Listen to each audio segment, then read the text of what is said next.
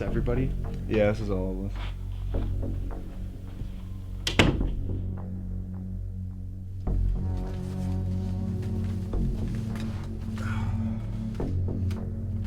So Bobby and Sayan, you had a near-death experience roughly about the same time a week ago. Yeah. Yeah. And Kevin, you found both of them and called the police to help them out. Yeah, that's correct. If it's not too much trouble, I'd like you guys to go around and tell your story so we can figure out who did this.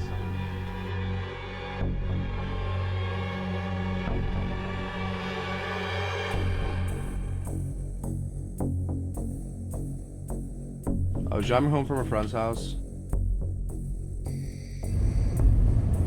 The road I usually take was unusually empty.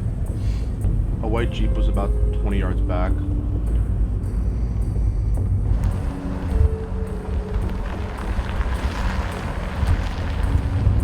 It then rear-ended me. At that point, I pulled my car over and got out of the car. The driver of the Jeep got out, too, and then shot me.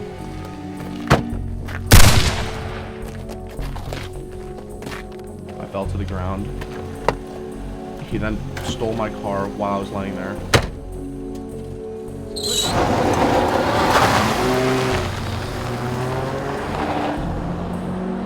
At that point, I felt as if I was having an outer body experience, like I was floating above my body.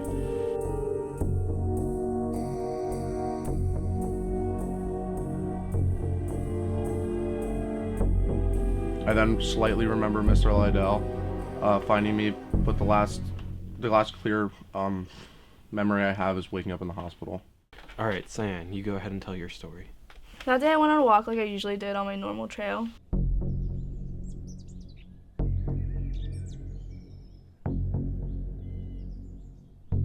Sometimes I feel like I'm being followed, but that day I did especially. I sat down on the bench where I usually do the feed the birds.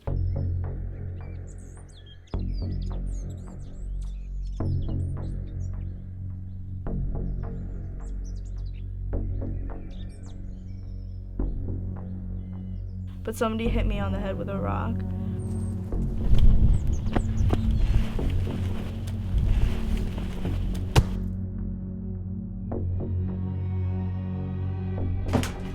I remember waking up in a basement and I was tied up. My hands and feet were all tied up. And I heard him coming down, so I quickly got my hands out.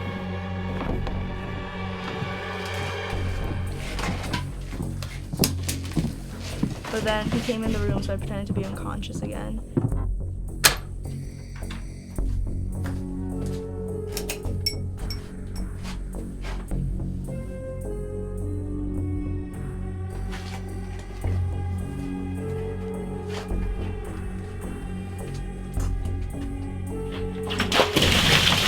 He threw water on me, so I lunged at him to try to escape, but he grabbed me back and stabbed me.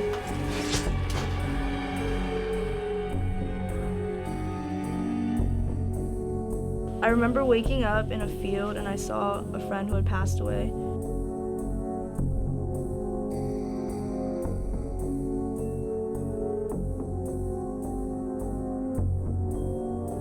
Natalie? Is that you?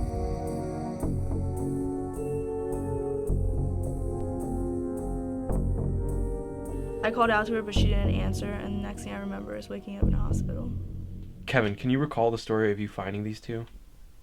So I was out in the woods by myself taking pictures for a local wildlife project that I'm doing.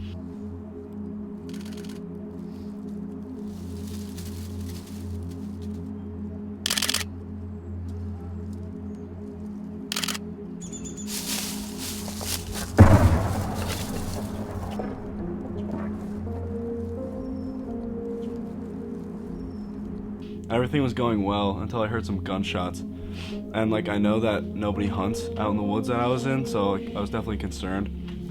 And then that's when I decided to just pack my things up and come up another day.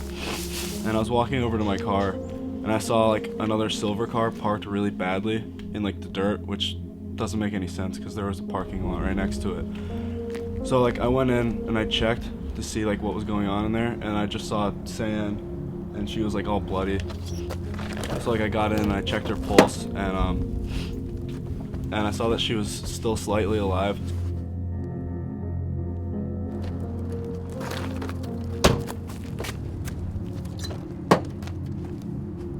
I took her out and I put her into my car to take her to the hospital. And I was driving to the hospital when I saw Bobby in the street.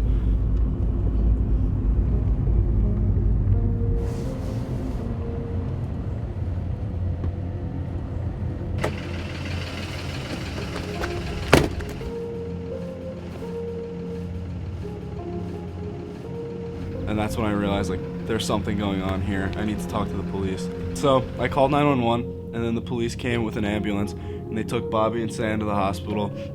And then over the next couple days, as they were getting better, I checked up on them to see how they were doing. Can any of you describe him? I couldn't really see his face because he had a mask on, but he was about 6'2", and he had a white Jeep. He wasn't wearing a mask when he attacked me. I just remember that he had blonde hair that was kind of long and blue eyes. Okay, we're starting an investigation now. Thank you for your time.